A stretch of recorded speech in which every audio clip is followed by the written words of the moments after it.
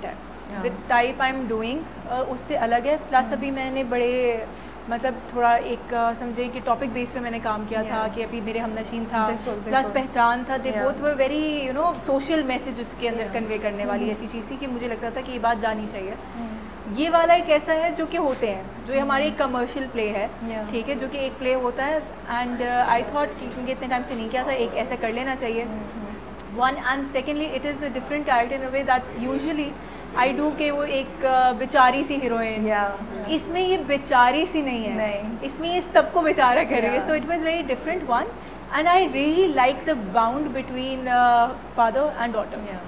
वो जो बाप बेटी का जो एक रिलेशन है, मुझे वो बहुत अच्छा लगा, मुझे वो डिफरेंट और मज़े का लगा। नहीं आप बोलें प्लीज़। मुझे तो एक्चुअली बड़ा इंटरेस्टिंग लगता है आपकी कि आपके ये सोशल कॉज नहीं, मुझे लगता है ये बहुत बड़ा इशू है बाप बेटी के दरमियान का रिलेशनशिप। जो लड़कियाँ यू नो बाप उनको उनकी मर्ज़ी से चीज़ नहीं करने देते, या and the best topic that जिस पर मैं भी हम बात करते हैं, मियाँ वर्सेस बाप या फियांसे वर्सेस बाप। इतना मैं सोच रही थी जब से मैंने ये ड्रामा देखना शुरू किया। इसके अंदर 2-3 चीज़ें, but see the reason I said कि ये कमर्शियल प्ले है इज़ बिकॉज कि हम इसको एक लाइट हार्टेड वे में, और इसमें जैसे 2-3 टॉपिक्स हैं, it's not focused on one thing, it's not that way कि अच्छा जैसे अगर हम मेरे हमनशीन की बात करें तो वो एक उसकी स्ट्रगल है जो एक ही को लेकर चल रही है और बीच में और चीज़ें आ रही हैं, ठीक है।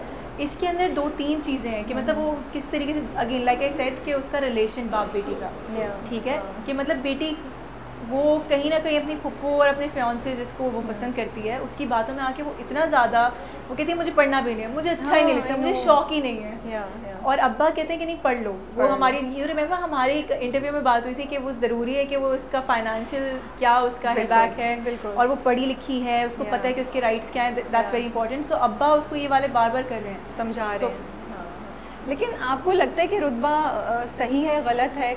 इंटरेस्टिंग मुझे ये लगता है, अगर मैं रुतबा के पॉइंट ऑफ व्यू से देखती हूँ तो मुझे कभी कभी लगता है कि रुतबा सही भी है कि वो कह रही है मैं एडल्ट हूँ, मैं अपना डिसीजन लेना चाह रही हूँ, आप क्यों थोप रहे हैं, आप मेरी बात क्यों नहीं सुन रहे हैं। लेकिन बाप के पॉइंट ऑफ व्यू से देखो तो वो भी सही लगता है कि वो प्रोटेक्ट कर रहा है। तो मैं ऑनेस्टली मैं पीछे फंसी हुई हूँ, you know, I am like मैं रुतबा की साइड पे हूँ, मैं बाप की साइड पे हूँ, तो मुझे ये जो कश्मकश ऑडियंस को डाली हुई आप लोगों ने वो भी इंटरेस्टिंग लग रही है। बट एंड एक और चीज़ जो मुझे रुतबा की अच्छी लग रही है, she is not a toxic character, she is not a negative, लेकिन उसमें ना थोड़ा बहुत कुछ वो है जो बेचारे यू नो खुर्शीद के ऊपर निकलता है।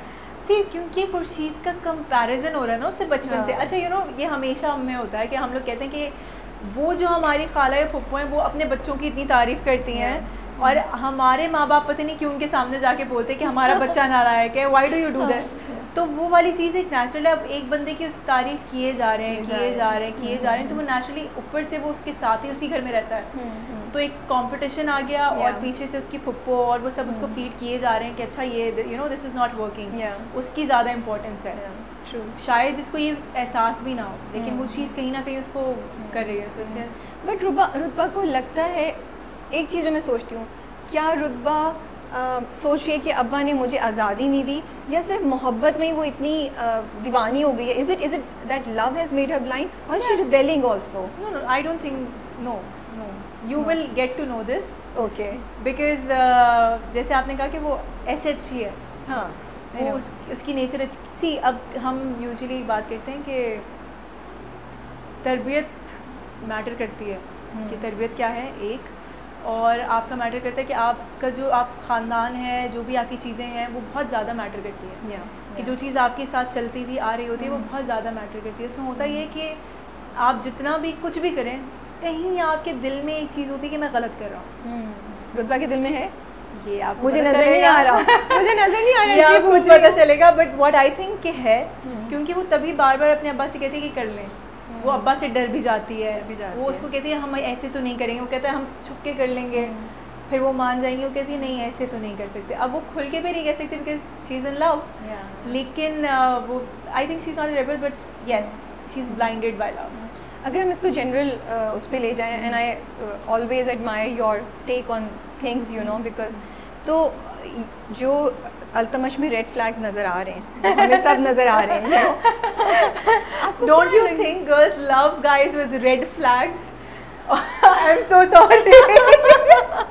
यही तो लड़कियों की इट्स सो कंट्रोवर्शियल एक्चुअली कि मतलब वो अच्छे लगते हैं भाई, गर्ल्स लाइक सच। चेंज नहीं हो गया अभी? अब मुझे लगता है अब तो इतनी बातें अभी हमारे जैसे ड्रामे चल रहे हैं और जो उसमें तो रेटिंग आ रहे हैं, जिनकी भी रेटिंग आती है वो यही होते हैं। लेकिन आपको लगता है कि मोहब्बत में लड़कियां इतना दिल से सोचती हैं कि बिल्कुल वो जो है ना वो रेड फ्लैग कर देती हैं and they are blinded, they don't see. तो ये क्यों होता है? ये हम अपनी लड़कियों को जब परवरिश कर रहे होते हैं तब हम ये चीज़ सिखाना भूल जाते हैं, या आप समझती हैं कि लव मोहब्बत एक ऐसी चीज़ है कि उसमें आप जब गिरेंगे, थोड़ी ठोकर खाएंगे, तभी आपको समझ आएगी। जैसे वो अल्तमश की बात इतनी क्लियर है कि वो कह रहे हैं हम शादी कर लेंगे भाग के। अब अब्बा एजुकेशन पे मना कर रहे हैं, इट्स नॉट दैट अब्बा has said no, he is only delaying it. ये इतनी सामने मुझे कभी कभी लगता है कि उसको इतना इंकरेज नहीं करना चाहिए शायद अल्तमश को। वही चीज़ मैं रेगुलर लाइफ पे लगाऊं तो लड़कियां कभी कभी ऐसे डिसीजंस ले लेती हैं जो आप कहते हैं कि ज़रूरत नहीं थी या सोच लेते लॉन्ग टर्म में। क्यों होता है, आपको क्यों लगता है? अच्छा, इसमें मुझे लगता है कि I don't know if people would agree to this, but अगर मैं अपनी पर्सनल बात करूँ तो मुझे हमेशा एक चीज़ जो आई वुड से सेफ़ जिस चीज़ ने रखा है या थोड़ा बाउंड करके रखा है वो ये होता था कि मेरे अम्मा अब्बा मुझ पर बहुत ट्रस्ट करते हैं। वन, मेरे अम्मा अब्बा जो है वो मेरी बात समझेंगे and I can go up to them और मैं उनसे कोई भी बात कर सकती हूँ। ओके, ठीक है, ये ट्रस्ट था, ये रिलेशनशिप थी।